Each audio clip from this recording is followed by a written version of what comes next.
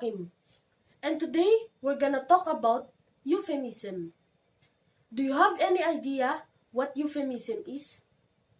A euphemism is a polite expression used in place of words or phrases that might otherwise be considered harsh or unpleasant. When a person uses euphemism, they are replacing words or phrases with another to make the sentence sound less offensive.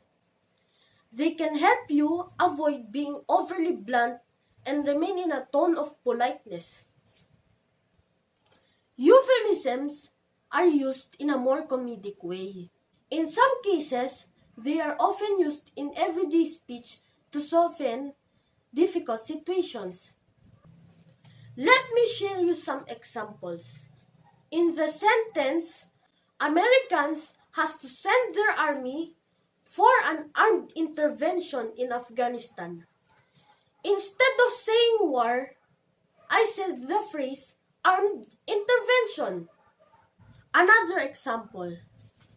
There are many collateral damage during the war.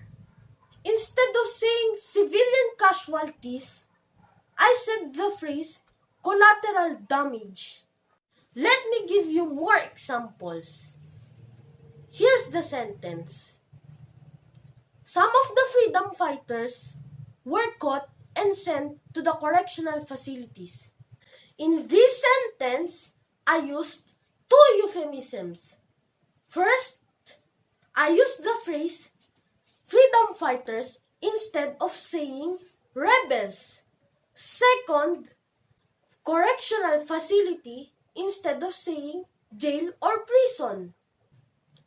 Another one. Some soldiers were crippled because of the bombings. Instead of saying disabled, I said crippled. Another one. Here's the sentence. Refugees tend to do surreptitious entry to the nearest country to escape the war. Here in this sentence, I used the phrase surreptitious entry instead of saying breaking in. Another example.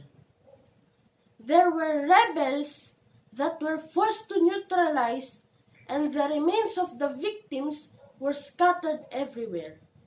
Instead of saying to kill, I said neutralize. Instead of saying dead bodies, I said remains. Can you still follow? Here's my last example. The girl blow chunks as she sees the multitude of people annihilated in the bombings. I used the phrase to blow chunks instead of saying to vomit, and annihilated instead of saying death. That would be all for now. I hope you learned something.